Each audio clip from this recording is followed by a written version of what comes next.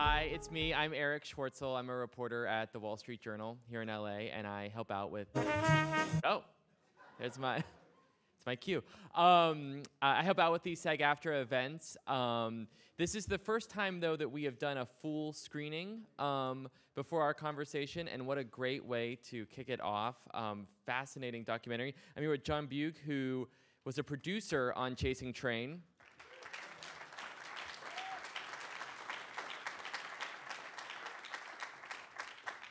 And in addition to producing that fascinating documentary, John has a long and storied career in the music industry himself. For nearly 30 years, he was the creative head at Warner Music Group, Rhino Records, Warner Brother Records, has worked with musicians we've all heard of, Carole King, Madonna, Eric Clapton, Prince, and for the past several years has been focusing on music documentaries. Yeah, Chasing Trane is not the first one. I know that we have some jazz and Coltrane enthusiasts in the audience, so we're going to give you a chance to ask John your questions after we talk a little bit about the project and how it came together. So tell us a little bit about how did you arrive at a John Coltrane documentary? Candidly, is this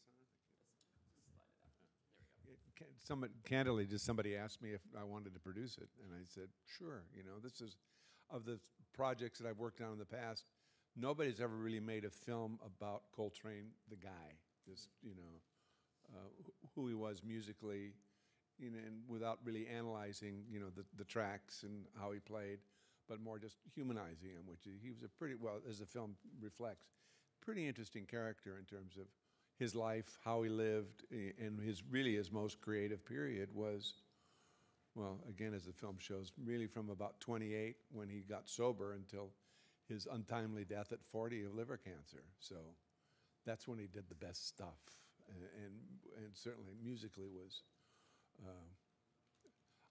unparalleled as far as I was concerned, and I thought it was a story that should be told. Was there a reason, beyond it being a fascinating life story, that you thought it would resonate today? There was a reason that it should be told today? No, other than, I mean, there's certainly, people have an appetite wanting to find out about some of the people that they've, you know, have been interested in musically and have been, I was really trying to dispel some of the myths of the story. And the director, that John Scheinfeld, has done some pretty interesting stories. He did a film on John Lennon that was called John Lennon versus the U.S., or, you know, I think actually it's the opposite, the U.S. versus John Lennon. And then he did a wonderful film on an artist that most people don't know named Harry Nilsson, who was a wonderful songwriter that was one of those people that went through life, you know, not really being heralded, but if you heard his music, oh, I know that, you know, I know that. So it was, you know, I think it's important to tell some of these stories because it's, you know, these people need to be human. You know, they're wonderful artists, but it's also, they tend to have a great humanistic story. What were some of the myths you were trying to dispel about John Coltrane? Well, that he died of a heroin overdose. He didn't, and, you know, and that his creative period was in early years when it was really his later years. And a lot of I think what caused his creativity was this search for interesting musical idioms. I think I told you the story of one of his mentors was Ravi Shankar. Most people aren't aware of the fact that well, he has a son named Ravi, so that would show you his influence. But if you think about those, the Indian rhythms and the tempos, and, you know, not that he was embracing that, but understanding that and understanding all sorts of different music, and, you know, and really putting his own mark on it, taking that. And you. Oh, okay. They're asking you to put your microphone close to you. Oh, okay. I'll do that then. He's used to managing the stars, not performing, I guess. I typically don't do this a whole lot. Yeah. But you do have a history with John Coltrane that goes back to, like, college, right? Yeah, when I was was booking the college concerts at Northwestern, and this is the early 60s, middle 60s, actually. And we had booked Coltrane for a show to appear in the spring, and he passed, you know, I mean, and we booked him in the fall, and he passed away that spring. So we didn't have the opportunity to you know, to see him. But he was, you know, he influenced me back then as a remarkable artist, which was, you know, probably how I got into the music business, is those early days. And in the documentary, we see a lot of his family members interviewed, which led me to believe that there was cooperation with the estate. And no, absolutely. And so what was that? Well, that was the other reason that I was motivated to do this. Is the first time that the estate had agreed to, you know, allow something to be made on him. For a long time that there'd been resistance amongst the family members, because it's interesting, if you saw the children, you know, he had his one son passed away, was killed in a car accident, and his other two sons, Orrin is not really that active in the music business. Ravi obviously has a pretty substantial career playing. His daughter actually lives here in Southern California, so that you want to make sure that there's a trying to figure out how I can put it in less than 1,000 words. There's a balance between when you want the estate to approve, but you don't want them to put their fingerprints on it. You know, I mean, there's some films that you see that come out on or biographies. You know, they're tilted, you know, one way or the other. I mean, you want to make it as sort of journalistically accurate without you know, allowing the estate to, you know, influence the story one way or the other. You know, stories I could tell in terms of films that you see, you go, no, that wasn't the way it was. The family was wonderful in this, in that they, you know, they went through a period of concern, but, you know, as we went through different edits of the film, I think that at the end of the day, they were pleased with how it turned out. At least that's my impression. And what was the discovery process like? You have so much footage, you have so many, it seems, documents and primary sources. Were most of those items kept with the estate, or was there a large reporting reconnaissance effort?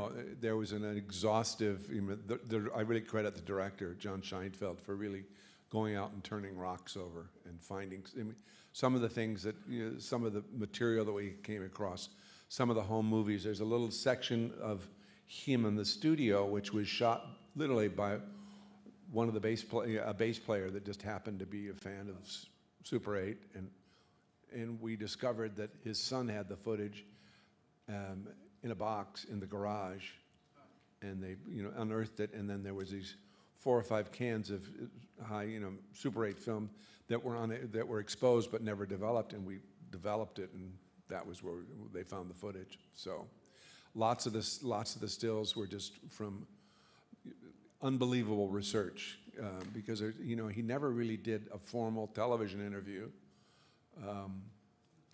Lots of, you know, some radio interviews, but he didn't really like, I don't think he liked the process. So there wasn't a lot of material on him. The performances you see are specifically from Danish television. That they, you know, that for some reason the Danes were great fans of jazz, shooting jazz, and those black and white kinescopes are, you know, were the basis. You know, there's one bit from San Francisco, I believe, from Ralph Gleason, who was an early jazz aficionado in the 60s. But again, there's not a lot of footage. Well, I'm wondering, you spoke at the beginning about dispelling myths about John Coltrane. I'm wondering how you reevaluated his legacy after making the documentary. Well, I don't know. I don't know if I can answer that, just because it's, you know, just in terms of the process about where we started the film, what we thought we were going to accomplish, and what we ended up was really a different process, because you start here and you think the story's going to go here, and you know what the assets are, and then as you start developing, and, you know, the storyline, it, you know, it really takes on a life of its own. So that I think at the end of the day, we just really showed, I hope we showed what sort of man he was, in terms of, I mean, especially the sequence about him in Japan, which was really at the end of his life. He wasn't particularly, he was unwell. but still to go. And, you know, I think that that was something he wanted to do. I'm wondering, you know, you've worked with so many musicians in your own career. Did you see parallels between John Coltrane's either trajectory or approach to work that reminded you of other musicians you've worked with? Certainly. Yeah, I mean, I think that, you know, there are different waveforms, you know, where some people go up like this and then they, you know, back away. And, you know, he sort of wandered, you know, he had the, you know, again, as the film points out, he wasn't recognized as a, you know, a genius out of, you know, like Lee Morgan, as an example, is another player that was this prodigal player at a very young age. Coltrane sort of grew into the process. If you think about what he was like when he was playing in the Navy band, his Navy band in Pearl Harbor, and what he evolved into. Yeah, I think that they're comparisons. I don't know that I could cite a specific parallel off the top of my head. But those musicians who don't start out with a lot of early promise or obvious promise, but grow into it. Mm-hmm, mm-hmm. Yeah, I think that would be. No, as I say, I'm always loath to name names. Well, of course, yeah. You don't want to tell us who was awful in the early days. Or later, you know. Yeah, or later. Yeah, exactly. Well, you know, as someone who's worked in the music, I'm sure, you know, we have some folks in the audience who are musicians themselves who are trying to break into the music industry. Obviously, it's a very different landscape from when you started. If you were starting in the music industry today, where do you think you would go? What do you think you would be doing? Oh, my goodness. You know, I mean, it's unfortunate. I mean, I got lucky. You know, I got lucky because in the very early days, it was really a creative process. You know, and it was sort of unwitting, you know, right place, right time. And it was an amazing creative period, because if you think about the late 60s, it was as remarkable as the internet is now, is that we went from this transition from AM radio to FM, you know, which totally, you know, opened up all sorts of opportunities for new outlet for music. And they had these things called LPs that you could play the whole side of the record, and, you know, vinyl. And it's wonderful now to come back and see people talk to me about how great vinyl is. And yeah, it's good. You know, and you go out, there's stores that actually sell this stuff. But you know, the music business, the culture has changed. You know, I don't mean to sit here and cast aspersions on the record companies, but the fact that they're owned by a Russian oligarch and a French company that sells garbage, you know, is, you know, you think about it. The Russian oligarch owns Warner Brothers, and Universal's owned by Vivendi, which is basically started out in the waste disposal business in France. And it's all about asset management, which I respect the fact that they are maintaining the asset of this music that's been recorded over years and years and years. But the record companies no longer develop talent. The talent development comes out of YouTube and many sources of the internet, and people that go out on the road and work and work and work and work and work some more, because the road is really the only way you can you don't make any money selling records these days, unless you're Justin Bieber or, you know, whatever, that tiny little bandwidth. Whereas in the years of my years at Warner Brothers, you know, there'd be 4 or 5 artists that would support 20 other artists that really didn't make a lot of money or sell lots of records, but they were, you know, as we called them, the Randy Newmans of the world. That, you know, Randy, you know, would write extraordinary, wonderful music, and he still does, but he never sold records of any account. So it's times change. Well, so you think a lot of the talent is coming out of the digital, more DIY space? Absolutely. You know, without question. You know, that's from whence they come. Discovered, you know, because somebody has 1 million hits on, you know, YouTube or wherever. Yeah. Well, you know, but on the other hand, I'm sure we have a lot of documentary filmmakers in the audience too. As someone who was came to documentary filmmaking later in his career.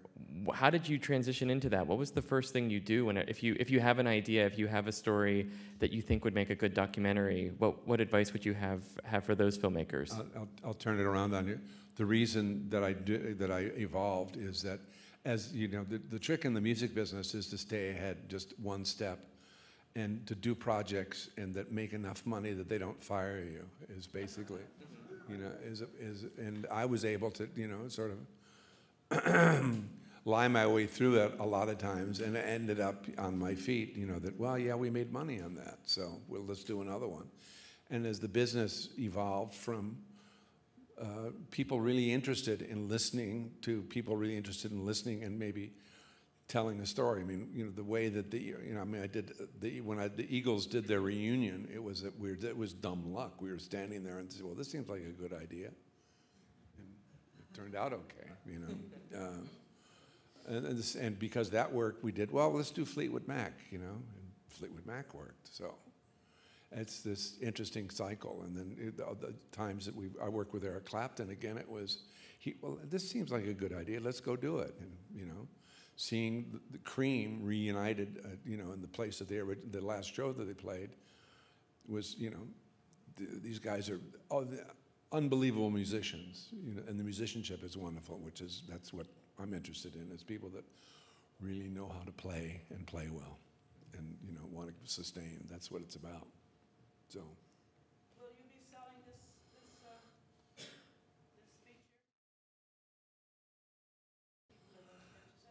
Well, you know, and yes, to answer your question, but not till probably October, because there's Netflix has acquired it, and it's out in very limited theatrical distribution right now, and Netflix, October. But it'll also be Netflix will be on iTunes. So we'll put it out on DVD. When you know, this is not a secret. So I can say that this film was funded by the three major copyright holders, the people that own the Coltrane masters. Those Universal, Warner Brothers, and Concord Music. But I can also say quite honestly, is that they were great in terms of, we went away, made the film, and they've had no influence in terms of what the story was or who got more masters on or anything like that. That was totally the discretion of the director and, you know, the producers. Will it be released in Japan? Oh yeah, yeah. No, it's interesting. In some markets, the French, well, it's actually we're going through a bit of difficulty because the French have very specific rules about theatrical distribution. But the French are interested, the English, German, you know, it's actually will have as much prominence internationally as it will here. Well, as a reporter who always appreciates finding that perfect anecdote, how did you find Fuji in Japan, the John Coltrane enthusiast?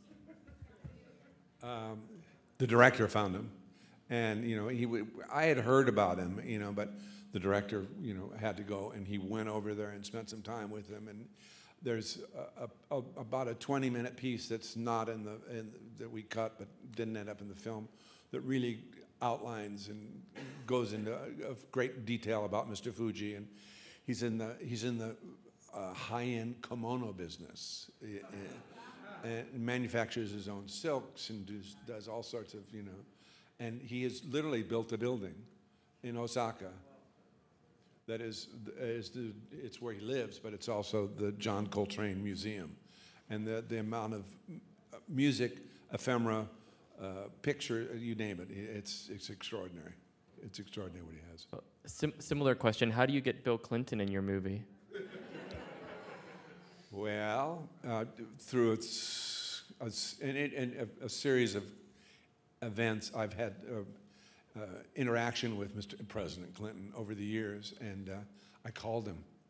We called and asked, and through his office, he said, "Love to do it." And he, you know, it was great because either talking to his press secretary or a friend that also worked with him, both called and said he had the best time doing that because it was right in the middle. We did that last September, and it was right in the middle of the campaign, and it was something that he didn't have to talk about anything other than what he wanted to talk to. So it was, and he's, if you see, I mean, he's amazingly articulate and amazingly knowledgeable about Coltrane. So Yeah, I think that his was good catch. his Picasso analogy at the end is perfect. Yeah. For coming this evening, and thank you, John, for sharing your film with us, sharing these stories. Thank you.